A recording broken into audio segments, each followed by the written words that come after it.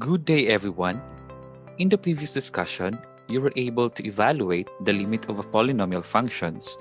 In this lesson, the limits of rational functions will be discussed. And I hope that at the end of the lesson, you should be able to achieve our learning target, which is to evaluate the limit of rational functions.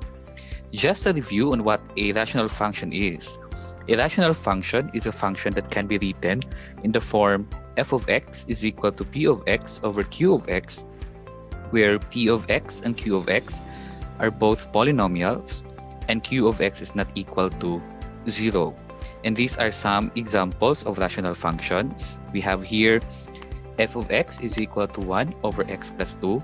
If you observe in the first example, the p of x is equal to 1 and the q of x based on our definition is the x plus 2. For our second example, we have here y is equal to x plus 3 over 2x minus 9, and we have h of x is equal to x squared minus 4 over x plus 5. So again, our goal here is to evaluate the limit of a rational function, but first, let's evaluate the limit of this rational function using the limit laws. So our rational function here is x plus 2 over 4x plus 5, and we want to evaluate the limit of this function as x approaches to negative 1. So applying the limit laws, we have here the limit of this rational function. Applying the quotient law is equal to the limit of x plus 2 as x approaches to negative 1 all over the limit of the quantity 4x plus 5 as x approaches to negative 1. And this is equal to the limit of x as x approaches to negative 1 plus the limit of 2 as x approaches to negative 1 all over the limit of 4x as x approaches to negative 1 plus the limit of 5 as x approaches to negative 1, applying the sum law. Then this is equal to the limit of x as x approaches to negative 1 plus the limit of 2 as x approaches to negative 1 is equal to 2, applying the limit of a constant function all over the limit of 4x as x approaches to negative 1 is equal to 4 times the limit of x as x approaches to negative 1, applying the constant multiple law, and the limit of 5 as x approaches to negative 1 is equal to 5, applying the limit of a constant function. Then applying the limit of an identity function, the limit of x as x approaches to negative 1 is equal to negative 1, then copy the plus 2 all over 4 times negative 1 plus 5, simplify this one, then that's equal to 1 all over negative 4 plus 5, and that's equal to positive 1. So by the limit law, the limit of x plus 2 over 4x plus 5 as x approaches to negative 1 is equal to positive 1. However, a shortcut technique is applicable, and that's another way of solving the rational function is by using this theorem, the theorem 2.2.2, and it states that the limit of a rational function p of x over q of x as x approaches c is equal to p of c over q of c, provided that q of c should not be equal to 0. And this is our symbol notation for theorem 2.2.2. So let us use this theorem to evaluate our previous example. So the limit of x plus 2 over 4x plus 5 as x approaches to negative 1, applying the theorem 2.2.2, or by just simply applying direct substitution, this is equal to p of negative 1 over q of negative 1. So meaning we will substitute the value of your x as negative 1. So we have here negative 1 plus 2 for the numerator, and we also have all over 4 over negative 1 plus 5. Then simplify, we have 1 all over negative 4 plus 5, and that's equal to positive 1. So by direct substitution or by applying theorem 2.2.2, the limit of x plus 2 over 4x plus 5 as x approaches to negative 1 is equal to positive 1. Okay, so another example. So let's evaluate the limit of x squared minus 2 all over 5 plus 4x as x approaches to negative 1/2, applying the theorem 2.2.2, or just simply apply direct substitution. So we have here P of negative 1/2 over Q of negative 1/2. So meaning we will substitute the value of your x as negative 1/2. So we have quantity of negative 1/2 raised to 2 minus 2 all over 5 plus 4 times negative 1/2. Simplify this one, so you have 1/4 minus 2 all over 5 plus negative 2, and that's equal to negative 7 over 4 all over 3, and this is equal to negative 7 over 12. So by direct substitution or by theorem 2.2.2, the limit of x squared minus 2 over 5 plus 4x as x approaches to negative 1/2 is equal to negative 7 over 12. So while direct substitution could be used to evaluate the limit of a rational function, some limits of rational function may not be solved using this method because the theorem 2.2.2 assumes that the denominator is not equal to 0.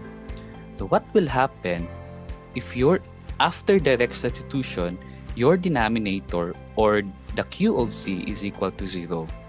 Then just remember this following conditions. So given a rational function of the form f of x is equal to p of x all over the quantity q of x raised to n, where n is a positive integer and p of x and q of x are both polynomials, then the following statements are always true for any real number c provided that p of c is not equal to 0 and q of c is equal to 0. So again, these conditions is applicable if your q of c is equal to 0 and your p of c is not equal to 0. First condition, if p of c is greater than 0 and n is even, then the limit of f of x as x approaches to c is equal to positive infinity. The second condition, if p of c is less than 0 and n is even, then the limit of f of x as x approaches to c is equal to negative infinity.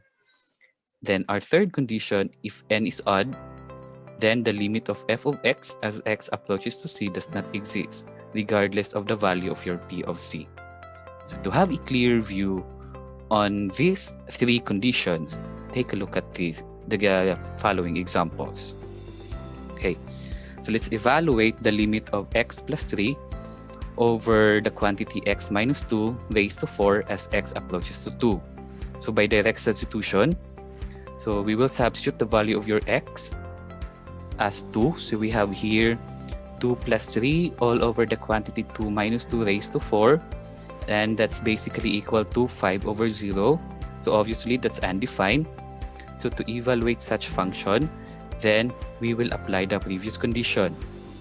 Since the given condition or the given function is a rational function of the form p of x all over the quantity of q of x raised to n, where in this example, our p of x is the x plus 3, and our q of x is the x minus 2, and our n is 4. And if you take a look at the value of your p of c, your p of c is actually equal to p of 2.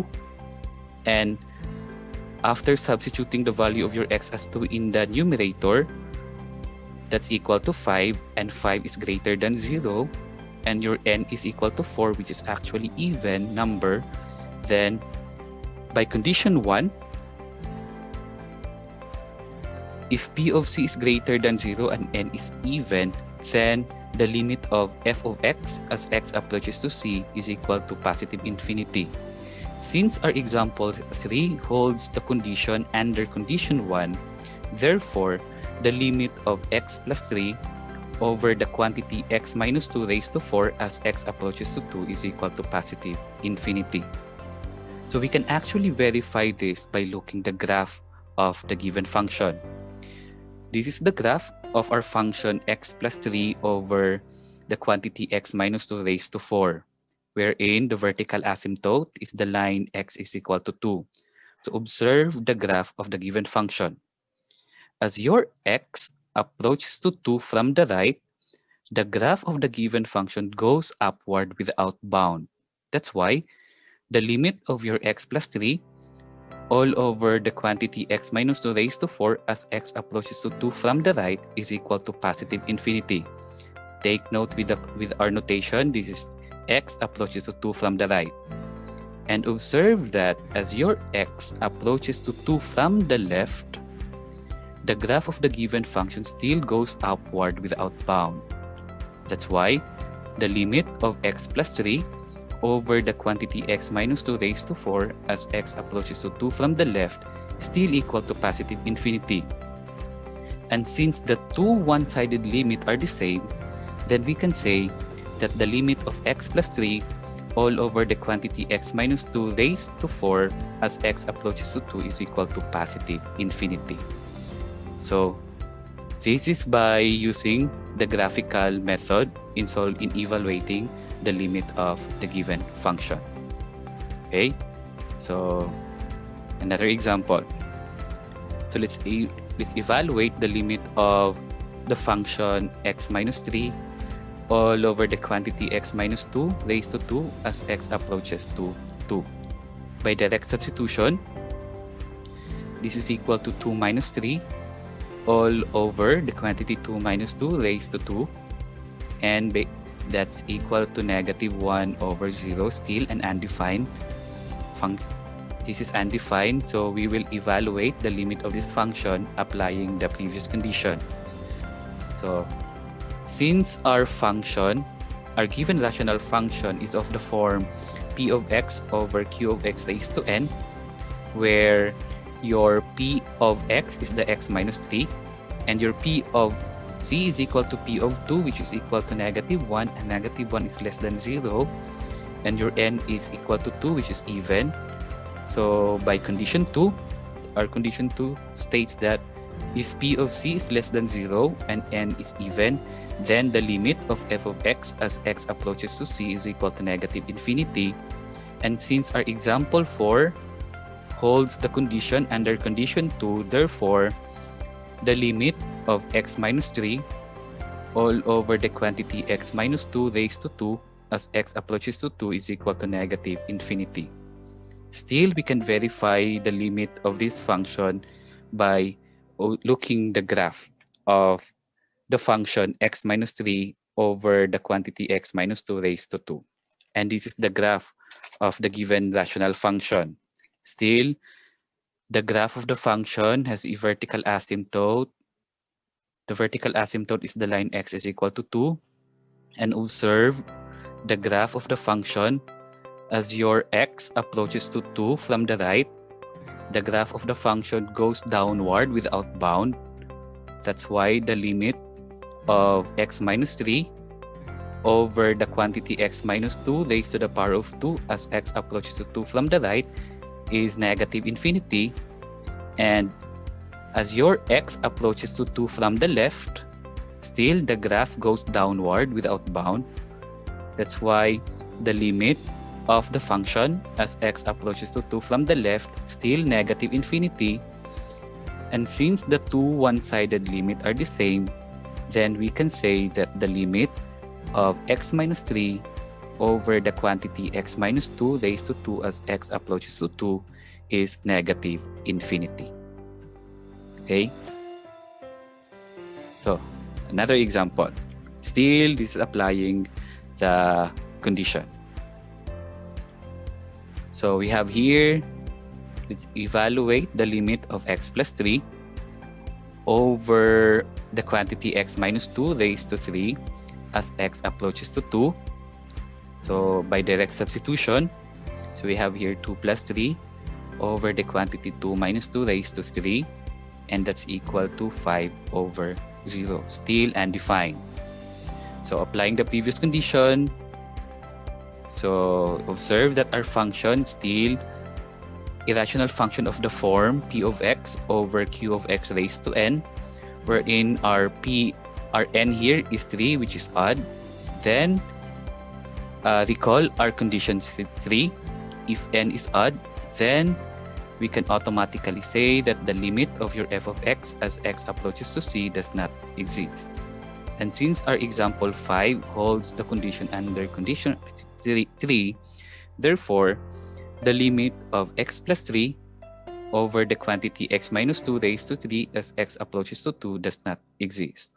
So again, let's verify the limit of this function by observing the graph of the given rational function. And this is the graph. Still, our vertical asymptote is the line x is equal to 2. So observe the movement of the graph of the function. As your x approaches to 2 from the right, again, 2 from the right, the graph of the given function goes upward without bound. That's why the limit of the given rational function as x approaches to 2 from the right is positive infinity. And as x approaches to 2 from the left, our graph goes downward without bound. So the limit of the function as x approaches to 2 from the left is negative infinity. Observe that the two one-sided limit are not the same. That's why we can say that the limit of x plus 3 all over the quantity x minus 2 raised to 3 as x approaches to 2 does not exist. So again, this condition is applicable once you get the value of the function after direct substitution, and you arrive that your P of z is not equal to 0 and your Q of z is equal to 0, then apply these three conditions where your function falls if it's in condition 1, or if the function falls under condition 2, or in condition 3. Now, what if your P of z and Q of z are both equal to 0 after direct substitution? Then we call this function indeterminate function. Now the question is, how are we going to evaluate the limit of such function? Okay, so observe the given examples. Let's evaluate the limit of x squared minus x minus 6 over x minus 3 as x approaches to 3. Still applying direct substitution. So let's substitute the value of your x here as 3. So we have 3 squared minus 3 minus 6 all over 3 minus 3. Then simplify, then that's actually equal to 0 over 0. Then we can say that our function is in indeterminate form. The main reason why it's called indeterminate form, it's because we simply can't tell the limit. So to evaluate the limit of such function, then we will apply the following steps or the following conditions. First step, we will factor the numerator and denominator and simplify the expression by eliminating the common factors. In this case, our given function is x squared minus x minus 6 all over x minus 3. By our first step, let's factor the numerator, and the factor of x squared minus 6 minus x minus 6 is x minus 3 and x plus 2 all over, copy the denominator x minus 3. Then after that, let's eliminate the common factors. Our common factor here is x minus 3 and x minus 3. Okay, so our f of x now is equal to x plus 2. Then for our step 2, let's evaluate the limit of the resulting expression. And in this case, our resulting expression is x plus 2. So let's evaluate the limit of x plus 2 as x approaches to 3. Still by direct substitution, that's 3 plus 2, and that's equal to 5. Therefore, the limit of x squared minus x minus 6 all over x minus 3 as x approaches to 3 is equal to 5. This is by factoring technique. Okay. Last example. Okay, I will clear first the annotation. So for last example, let's evaluate the limit of x squared minus 9 over x minus 3 as x approaches to 3 by direct substitution, that's equal to 3 squared minus 9 all over 3 minus 3. Then basically that's equal to 0 over 0. Still, this is an indeterminate form. So let's evaluate the limit of this function by factoring technique. So step 1, let's factor the numerator and denominator and simplify the expression by eliminating the common factors. So since our function here, our given function is x squared minus 9 over x minus 3. So let's factor the numerator. The factor of x squared minus 9 is x minus 3 times x plus 3 all over copy the denominator x minus 3. Then let's eliminate the common factor. And in this case, the common factor is x minus 3. So we have here our f of x, our simplified function is x plus 3. Then for our second step, we will evaluate the limit of the resulting expression. So in this case, our resulting expression is x plus 3. So let's evaluate the limit of x plus 3 as x approaches to 3. By direct substitution, that's 3 plus 3, and that's equal to 6. Therefore, the limit of x squared minus 9 over x minus 3 as x approaches to 3 is equal to 6. So it's really important that you need to recall and review the factoring lessons in your junior high school math. So this condition is applicable only if you are asked to evaluate the limit of indeterminate form of type 0 over 0 by factoring technique. And these are the steps. Again, the first step, you factor the numerator and denominator and simplify the expression by eliminating the common factors. Then the second step, evaluate the limit of the resulting expression. Okay, to sum it up, these are the key points to remember in evaluating the limit of irrational functions. First, the limit of the rational function p of x over q of x as x approaches c is equal to p of c over q of c, provided that q of c should not be equal to 0. This is again by direct substitution. Then second, we can use factoring technique to evaluate the indeterminate forms of functions of type 0 over 0. Then to verify if the function is indeterminate, then indeterminate evaluate at x equals c. So I hope that you learned something today. And for our next video discussion is we will discuss on evaluating the limit of radical functions. So with that, have a nice day everyone and see you in our next video.